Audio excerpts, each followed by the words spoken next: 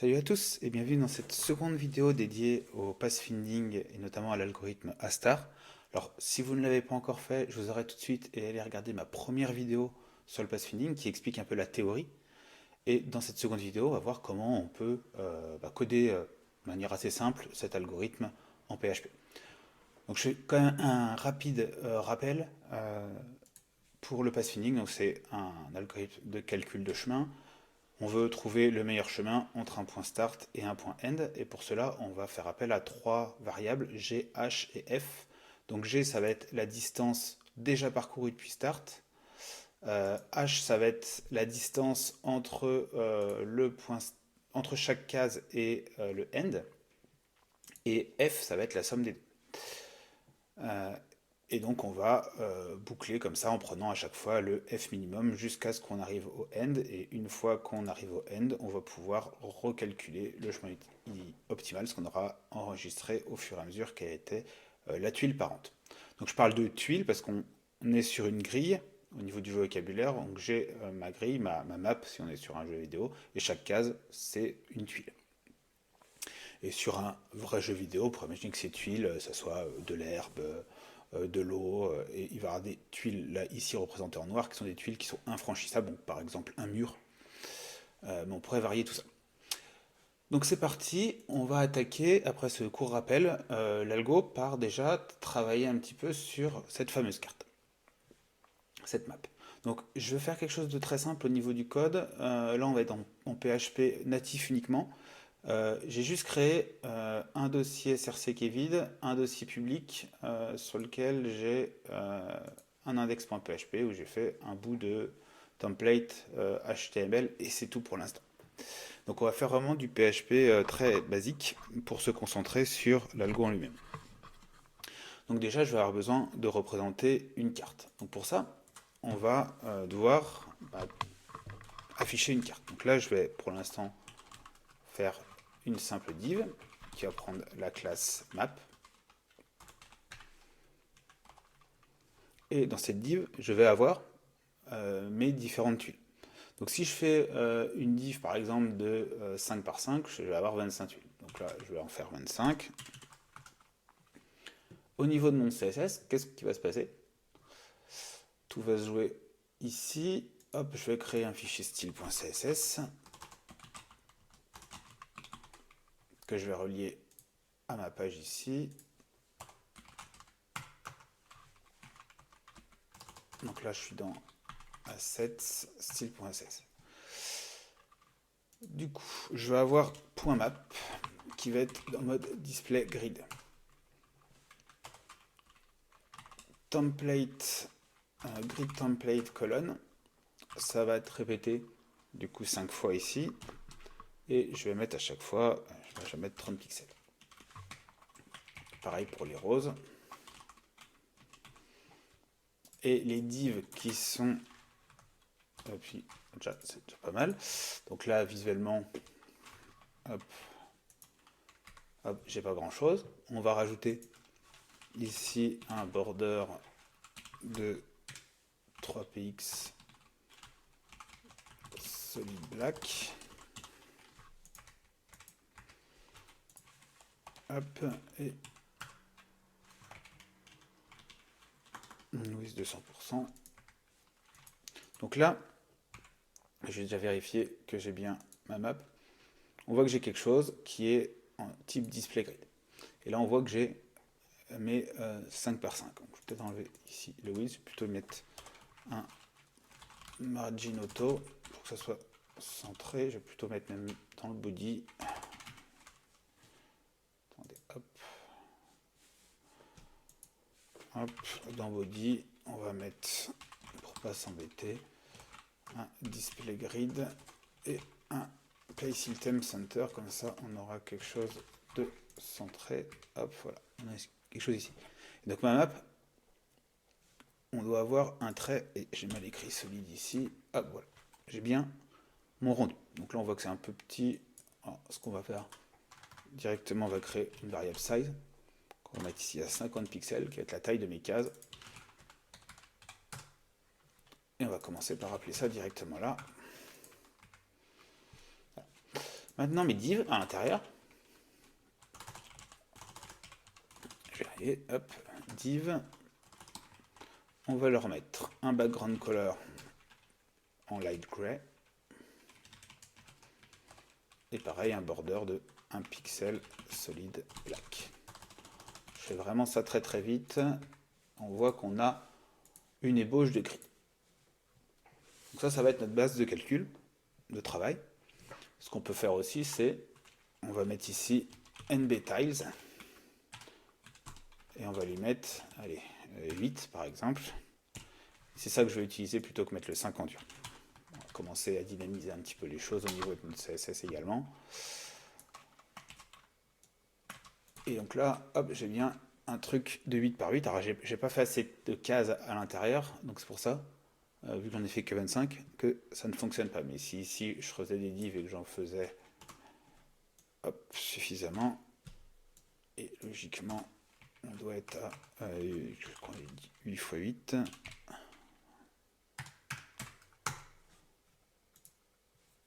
Et voilà. On a quelque chose qui commence à ressembler à notre carte. Maintenant, c'est pas très satisfaisant d'avoir à modifier le nombre de divs à chaque fois que je changeais la taille de ma carte et d'aller changer mes variables. On veut commencer à avoir quelque chose d'un peu plus dynamique. Et donc on va commencer à créer notre première classe. Qui est notre classe passFinding.php. Hop, j'ai juste un composeur JSON qui est configuré également, je ne vous l'ai pas montré. Hop, et je vais être dans le namespace app. Du coup. Ma classe Pathfinder, peut-être. C'est plus logique en termes de nommage. Ok, donc j'ai ma classe. Et dedans, je vais avoir une public int size qui va être à 5 par exemple. Donc je reviens ici. Et dans mon PHP, on va instancier un nouvel objet Pathfinder. Alors, je sois attentif à comment je le nomme. C'est Pathfinder. J'ai mis une majuscule ici. Hop, je corrige. Pathfinder.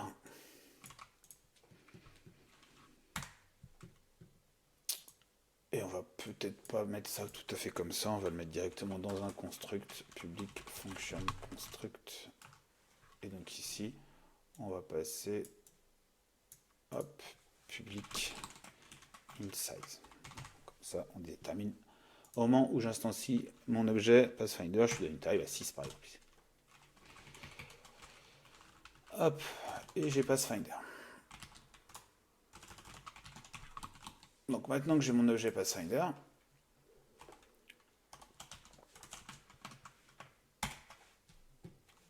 on veut récupérer la taille. Et donc ici, plutôt que de mettre des diffs comme ça, je vais boucler. Hop, on va lui dire PHP for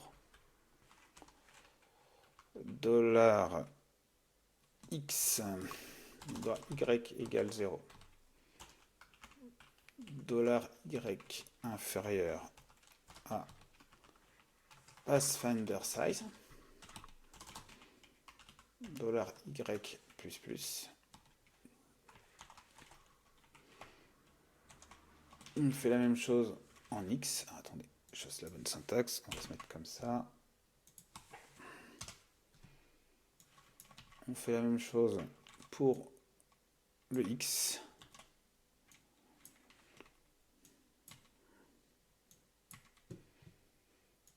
Et ici, on va se mettre en n4. Je préfère utiliser cette syntaxe quand je suis à l'intérieur de l'HTML. Encore une fois, là, je mets le PHP HTML. Hein, c'est pas forcément comme ça qu'il faudrait faire si on faisait quelque chose d'un peu plus élaboré. Mais là, on va se concentrer vraiment sur l'algo. Et donc ici, à chaque tour, je crée une div. Donc là, je boucle. Donc normalement, si mon size fait 6, 6 x 6, 36, j'aurais bien mis 36 divs. Donc là, je vais actualiser. J'ai une petite erreur qui me dit que la classe n'est pas trouvée. Effectivement ici, alors namespace app pathfinder. Ok. Et ici, j'ai oublié de require vendor autoload. Puisque j'ai configuré mon composer JSON ici en mettant app src. Et que je suis en PHP natif, il faut bien que je pense à faire mon autoload. Donc là, j'ai bien mes 36 cases qui sont là. Par contre, vu que j'avais mis en dur ici la taille 8, ça ne marche pas. Donc il faut que je passe cette valeur de manière dynamique à mon CSS. Et pour ça, on va faire ici un coup de style égal. Et on va lui dire que nbtiles, c'est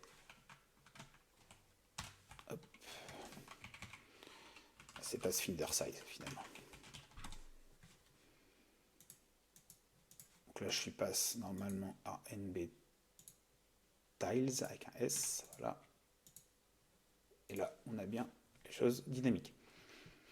Si ici, je mets 10, on a bien nos 10 cases qui se font. Donc on a déjà avancé sur notre map.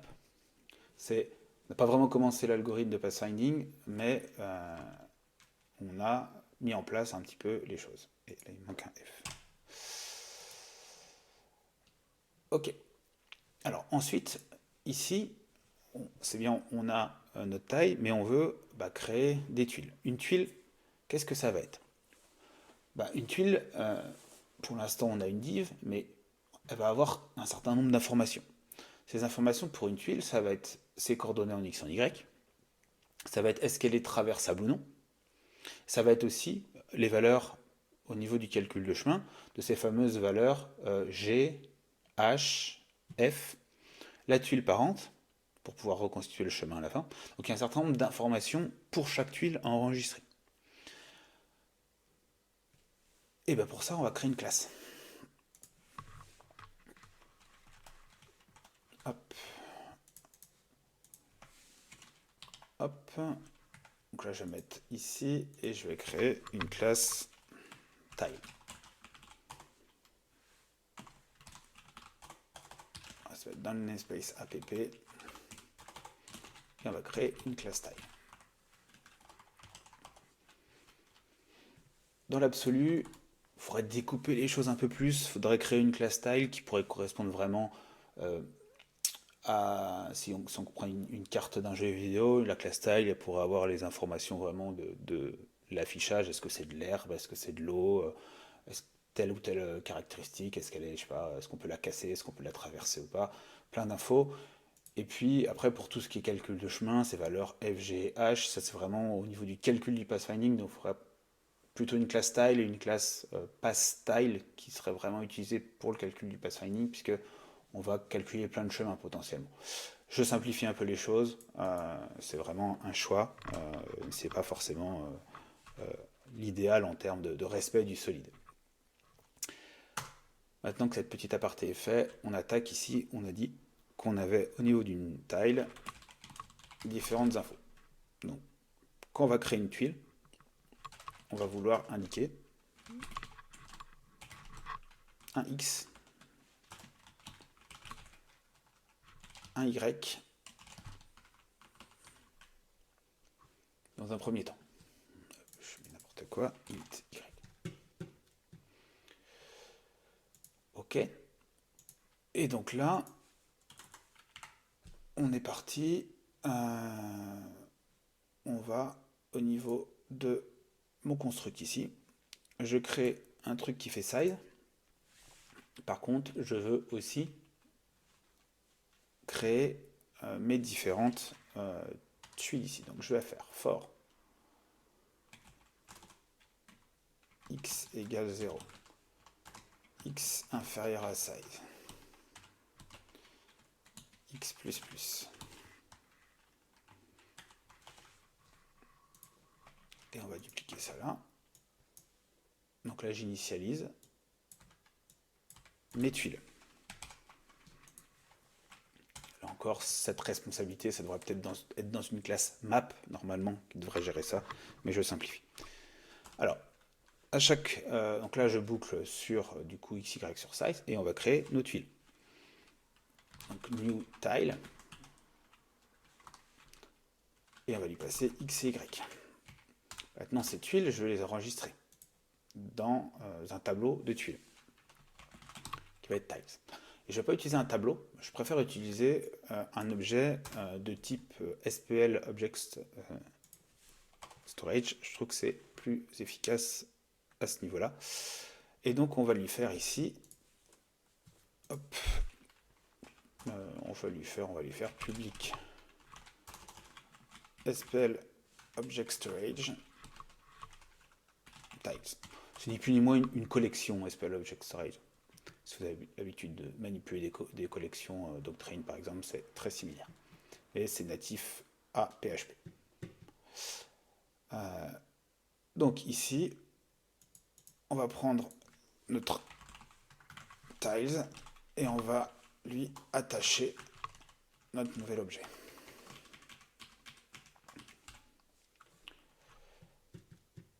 Et il faut aussi que j'instancie ça. Donc this tiles, c'est un new SPL Object Storage. Ok, donc à chaque tour, j'ajoute ma nouvelle tuile qui a des coordonnées X et Y. Donc l'aide collection, on peut boucler dessus comme si c'était un tableau, il n'y a pas de souci. Et du coup ici, si je réactualise, ça fonctionne. Si je vais du coup sur mon affichage, on peut normalement boucler dessus et on voudrait récupérer la tuile qui se trouve à cette position. Donc pour ça, on va tout le temps avoir besoin de récupérer la tuile qui est à position XY. On va se créer une méthode pour ça. Public function getTile qui va prendre X et Y tout simplement. Ça va me renvoyer un objet tile. Et qu'est-ce que ça va être? Ça va être, je boucle sur mes tiles.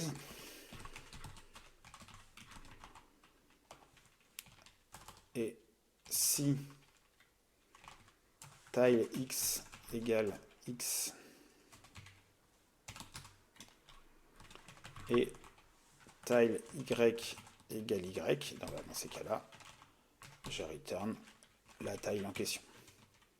Sinon, je renvoie nul. C'est qu'elle n'a pas été trouvée pour ses coordonnées. Donc ça, c'est nullable. Maintenant que j'ai fait ça, si je reviens ici, je peux lui dire tu me récupères ici mon objet, donc Pathfinder, getTile, et récupérer X et Y. Donc là, normalement, j'ai une tuile.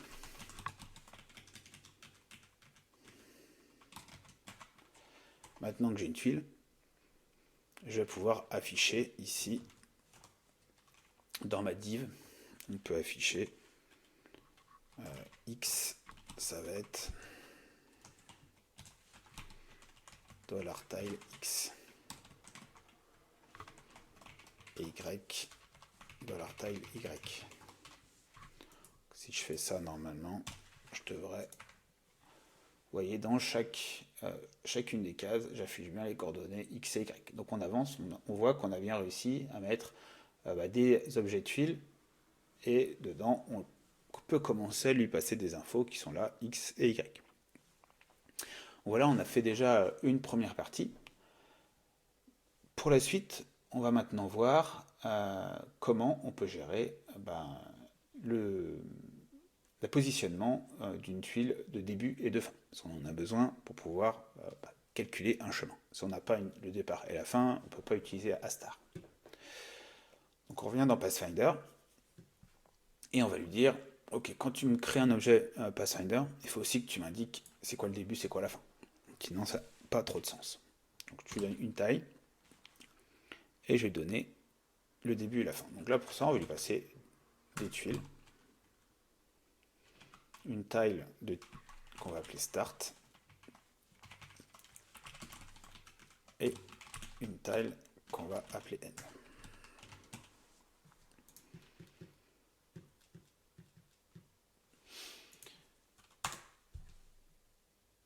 peut le passer là. Je réfléchis. Ouais. Il y a plusieurs façons de s'y prendre, hein. Là, ça m'oblige à instancier les objets de tuiles à l'avance. C'est pas forcément ce qui va être le plus simple.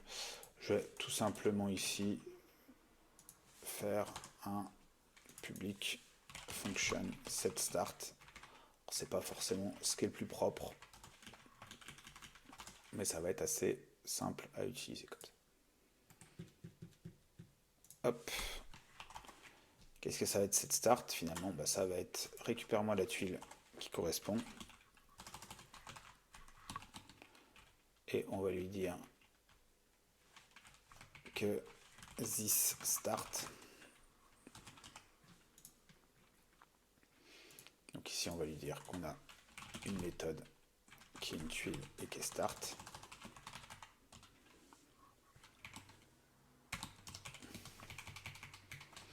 On a une méthode qui est end. Et quand on lui fait cette start, finalement, il met dedans le getTile de x et y. Et pareil pour le end.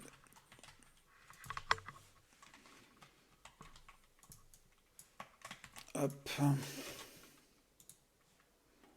Set end.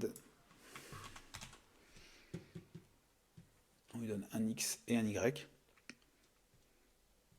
Et du coup, il me met ça dans end. Ok. Donc bien entendu, je ne m'embête pas à faire trop de validation. Il faudrait vérifier que si, par exemple, getTile renvoie nul, alors là, ça ne va pas forcément planter, parce que là, c'est nullable, mais ça n'a pas de sens. Donc il faut s'assurer qu'on obtient bien une tuile dans la carte pour le mettre à start, sinon lever une exception, quelque chose comme ça. Donc maintenant qu'on a fait ça, on est capable de donner un début et une fin à notre tableau. Donc ici, on va se remettre dans index et on va lui dire mon pathfinder, tu vas lui setter un start qui va être par exemple la position 2.1,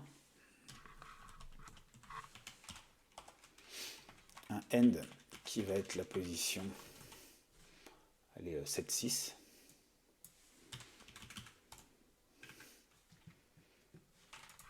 je réactualise. Et maintenant, on va essayer de l'afficher visuellement. Donc ici, ce qu'on va faire, c'est quand on boucle sur nos tuiles ici, pardon, on va lui faire tout simplement, dans la div, une petite condition.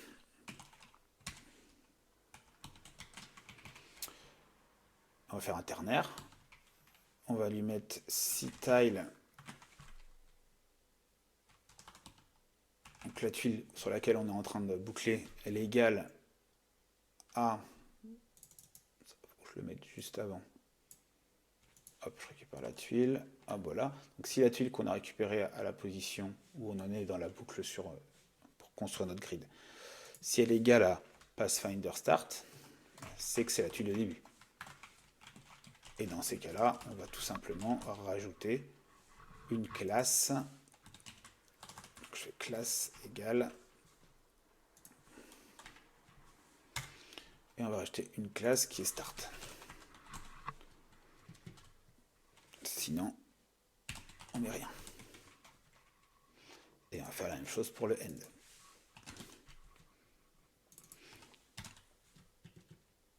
Et ici, on va lui dire tout simplement, si ma div elle a la classe start, du coup tu mets un background color qui va être green. Et si elle a la classe end,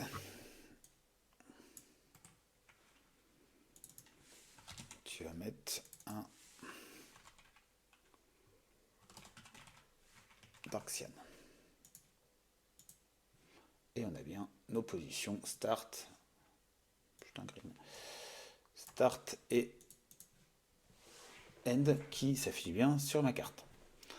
Donc là, on vient de terminer une seconde étape importante. On va maintenant pouvoir commencer la partie vraiment de calcul de notre itinéraire, je dirais, entre start et end. Donc pour calculer le chemin entre start et end, on va devoir commencer à utiliser ce qui fait la particularité de Astar, c'est-à-dire ces fameuses données de valeurs G, H et F. Donc il faut qu'on calcule ça pour commencer. On va se mettre dans Tile et on va calculer déjà la valeur H. Pourquoi on commence par H et pas par G? Je trouve que c'est un peu plus simple. C'est que H, c'est la distance de n'importe quel tuile par rapport à end. Donc c'est pas variable, ça peut être calculé dès le départ. On pourrait le calculer au fur et à mesure. Je préfère le calculer une bonne fois pour tout au départ, pour toutes les cases. Et comme ça, je n'ai pas à revenir dessus. Donc, on va se mettre ici et on va créer public int h. Au moment où on crée ici nos tuiles, bon, là je vais lui setter la valeur de h. Donc là je fais un new tile. Ce qu'on va faire ici, c'est qu'on va peut-être faire tile égale new tile. Juste avant. Hop. On lui passe tile ici. Et là, je pourrais très bien faire un tile get h distance. Set h distance. Là, je set la distance h pour ma tuile. Quelque chose comme ça. On peut faire aussi différemment. C'est comme ça que je vais m'y prendre. Une fois qu'on a fait toutes les tailles, je vais plutôt faire une méthode où je lui passe ma collection de tiles et il va calculer h pour chacune, mais les deux solutions sont possibles. Là, je vais créer, je vais faire un this compute h distance. Dans cette méthode, qu'on peut mettre en privé, on va en compute h distances. On va boucler sur toutes les tuiles.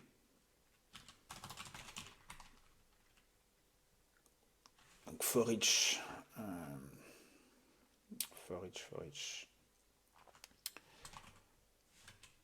tiles as tile. Hop.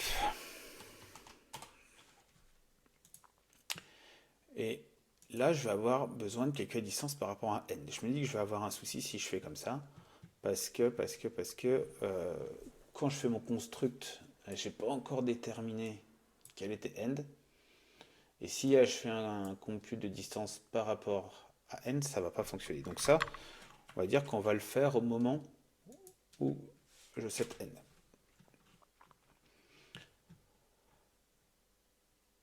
Ok. Donc, comment je calcule ces distances? Eh bien, il me faut la distance, du coup. Donc là, on a tile h, c'est égal à get distance entre tile et end. Maintenant, j'ai pas cette méthode get distance. Je le mets dans une méthode à part parce qu'elle va me servir pour calculer également les valeurs de g. Je pourrais mettre ça dans une autre classe, d'ailleurs, get distance, si je voulais séparer les choses un peu mieux. Mais on va rester ici pour aller un peu plus vite. Et donc là, j'ai besoin de calculer la distance entre deux tuiles, from et to.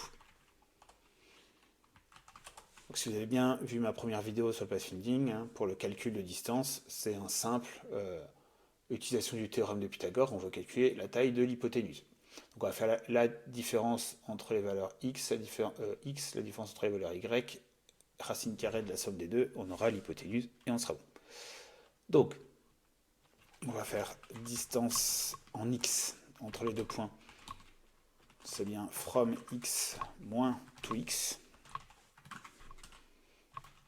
la distance y entre les deux points, c'est from y moins tout y. On s'en fiche si c'est négatif ou pas, parce qu'on les met au carré, ça.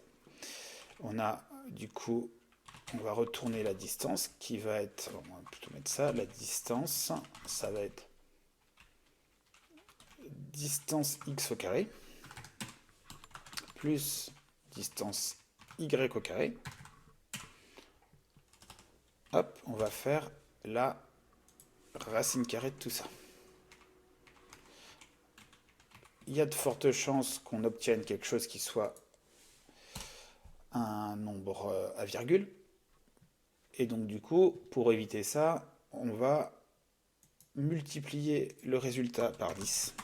Donc, si par exemple là j'obtenais 1,4 quelque chose qui est la racine carrée de 2 par exemple, on va déjà multiplier par 10, donc on aura 14, quelque chose. Et après on va arrondir tout ça et on va obtenir 14 et ça nous suffira bien pour notre calcul.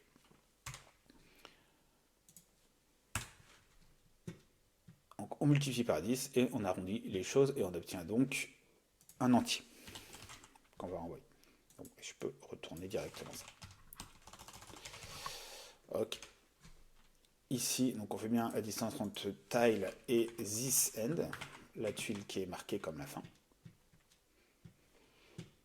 Et pour chaque tuile, on lui donne H. On est pas mal du coup, ce qui fait qu'une fois que j'ai fait ça, normalement si je reviens ici, je peux lui afficher H sans souci. Si j'actualise, on voit que j'ai bien H qui s'affiche. Je vais juste grossir un petit peu ici, je vais lui mettre, je sais pas, 80. Hop, voilà. On voit un peu mieux les choses. Et on a bien X, Y et H. Vous voyez que la valeur de H, plus on se rapproche de n, sur n c'est 0, autour de n c'est 10, les diagonales c'est 14, et plus on s'éloigne, plus on a un H qui grossit. Donc voilà, on a terminé le calcul de H, et on va passer après au calcul de la distance G. Donc, pour calculer cette distance G, on revient sur notre Pathfinder, et là, on va devoir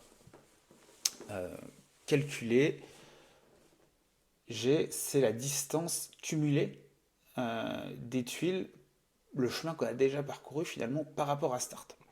Donc, au premier tour, on part de Start. C'est notre tuile courante. Et on va récupérer les tuiles qui sont autour de Start.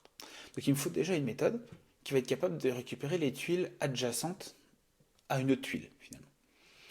Donc comme j'expliquais dans ma vidéo, la première vidéo sur la théorie de la star, la récupération des tuiles adjacentes, elle peut varier en fonction de ce que vous voulez faire. Ça ne change absolument rien à la logique de l'algo, mais on peut se dire, est-ce qu'on veut récupérer les tuiles adjacentes, les 8 tuiles autour, ou uniquement les tuiles nord, sud, est, ouest? Ou si j'étais dans le cas d'une map hexagonale, ça serait les 6 autour. Donc ça, c'est vraiment des règles que vous donnez. Moi, je vais faire nord, sud, est, ouest pour faire au plus simple. Je ne vais pas récupérer les diagonales. C'est un choix. Pourquoi je ne récupère pas les diagonales? C'est tout simple. Je vais essayer de vous montrer ça de manière assez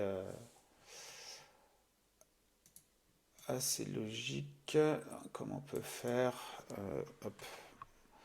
Je vais essayer de m'expliquer. Quand on prend, si admettons que celle-ci soit un mur et que celle-ci aussi. Donc ces deux-là sont des murs. Je pourrais essayer de vous les colorer pour que ce soit plus clair. Je vais les mettre en noir. Hop. Celle-ci, je vais la mettre en noir également. Qu'on comprenne. Donc là, le chemin pour aller ici, on a ça, puis ça, puis ça, puis ça, puis ça. Si je suis dans un jeu vidéo et que j'ai un bloc ici, pour me rendre ici, mon petit bonhomme, il va pas pouvoir se mettre entre les deux.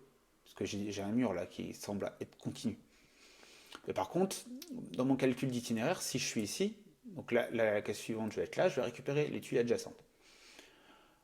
Donc là, il ne va pas récupérer celles-ci parce qu'on va voir qu'elles ne sont pas traversables, donc on n'a pas intérêt à les récupérer, il va les ignorer. Mais par contre, la diagonale ici, pour lui, elle va être tout à fait accessible.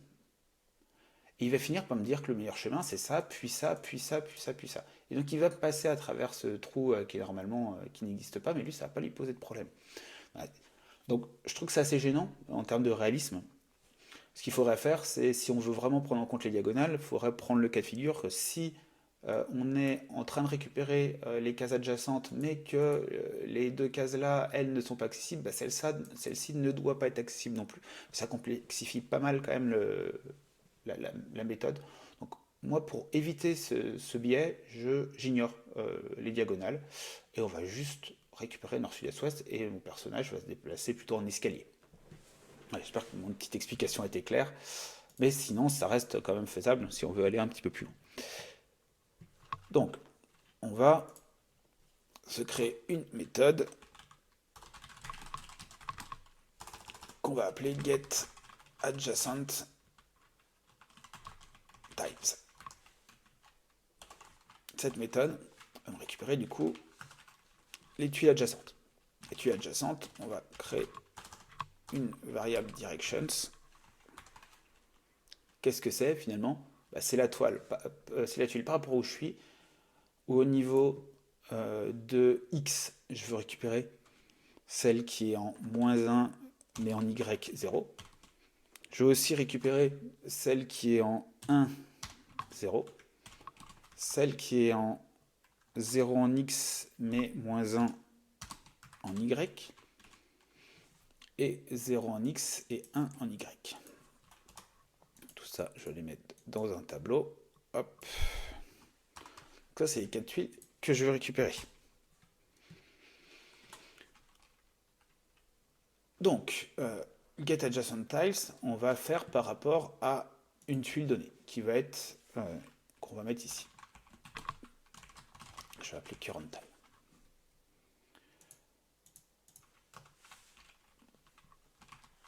Alors, for, on va faire currentTile, x.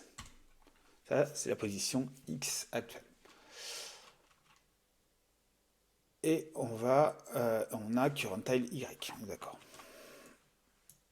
On va boucler sur mes directions.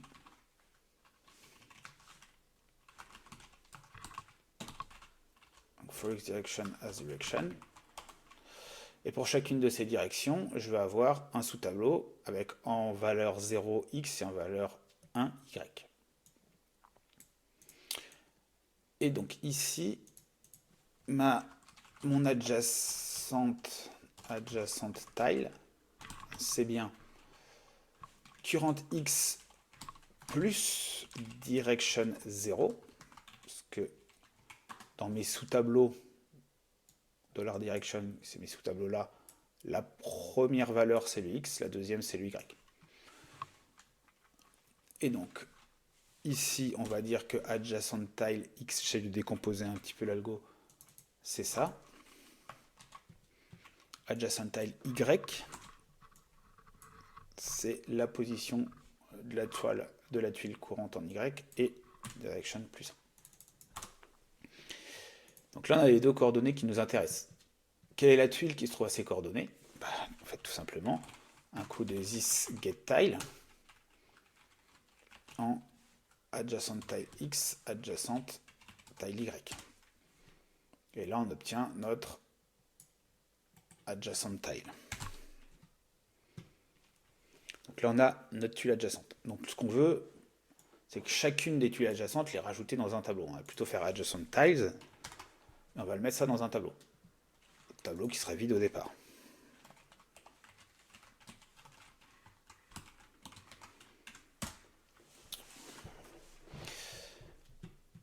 Donc on récupère nos tuiles adjacentes. Et on renvoie ça.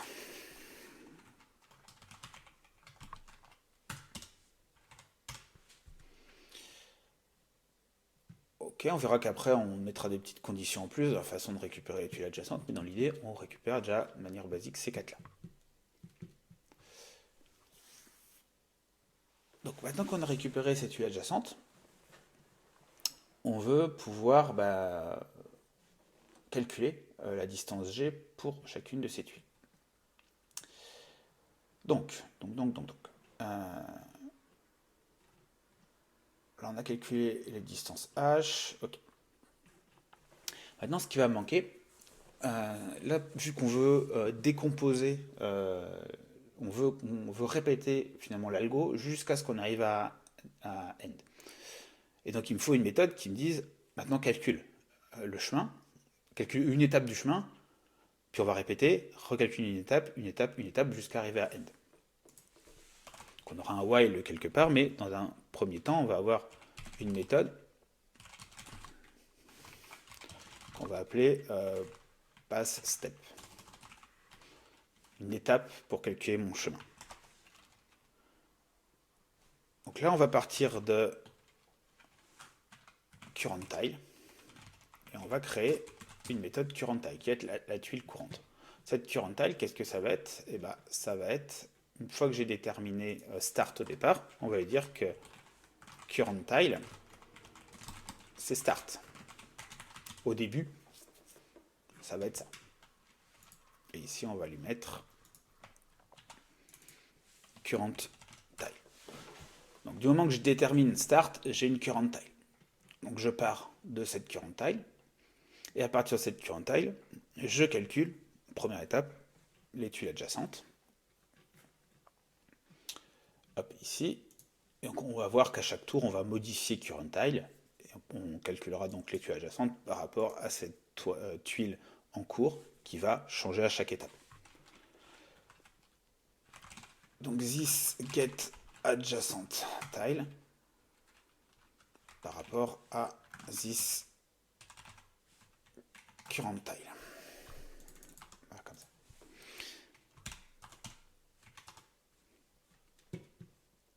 Hop, et là, on obtient des adjacent tiles. Ces tuiles, du coup, adjacentes, on veut calculer, on a dit G dessus. Donc, on va boucler for each adjacent tile as adjacent tile. Et on va faire this adjacent tile G, c'est this get distance entre ma adjacent tile et ma currentTile.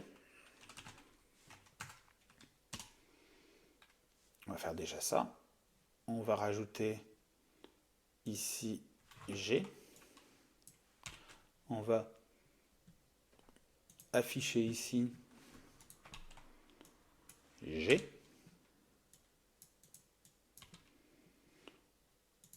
Hop. Alors, hop, là, on va afficher G. Je reviens ici. Int. J'ai potentiellement pas déterminé encore. Hop. Donc on va mettre ça à annulable. Ok.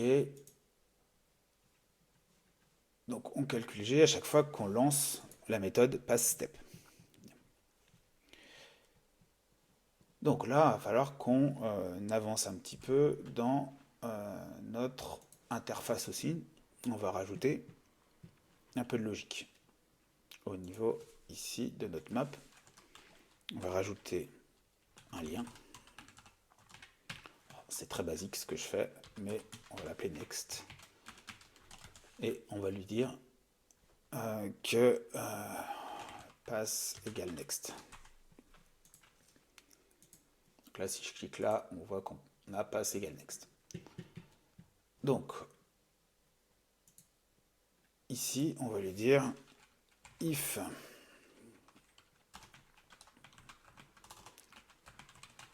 get pass existe et que get de pass égale next. Dans ces cas-là, pathfinder j'exécute ma nouvelle méthode qui est passStep. Voilà.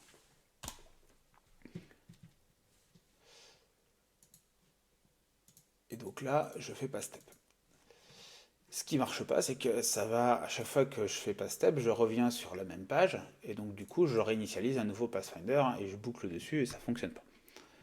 Donc là, on pourrait faire ça en JavaScript, on pourrait faire ça de différentes manières. Là, je suis en PHP, donc pour pas avoir à m'embêter à mettre une base de données pour persister l'information, je vais utiliser de la session. Tout simplement. Donc on va faire un coup de session start ici. Et je vais dire si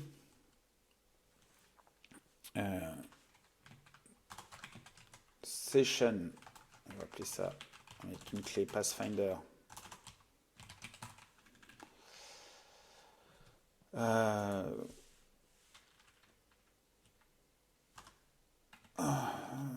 Donc si ça n'existe pas,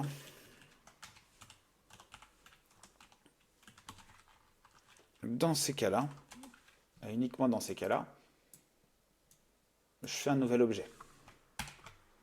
Par contre, s'il existe, il me recréera un nouvel objet. Et donc ici, mon Pathfinder, c'est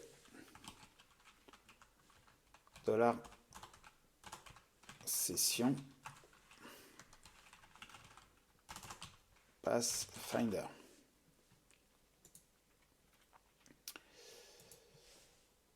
Hop, donc là c'est dans le cas contraire. Pour que ça soit en session, à la fin de mon script, dans tous les cas, je vais lui faire un coup de session Pathfinder égale Pathfinder.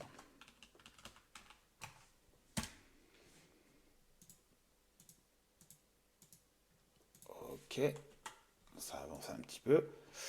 Donc là, je démarre ma session. Si ça n'existe pas, je crée un nouveau Pathfinder. Sinon, on prend l'existant et on va faire un DD de voir ce que ça donne. On voit qu'ici, ça marche pas parce que je suis pas dans Symfony. On va faire un var dump. Hop, on voit qu'on affiche bien notre objet Pathfinder ici. Donc là, ça fonctionne plutôt. Et donc il nous faut aussi un bouton pour reset, parce que là j'ai ma session qui s'enregistre, je ne peux pas la resetter, sinon il faut que j'efface à la main mon cookie de session, c'est pas très pratique. Donc on va dire si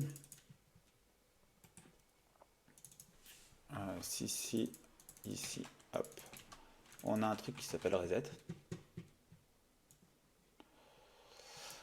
Dans ces cas-là, on va faire un unset de session Pathfinder. Hop. Et on peut faire un header location aussi. Hop. Du coup d'exit derrière. On va rajouter ici un bouton reset.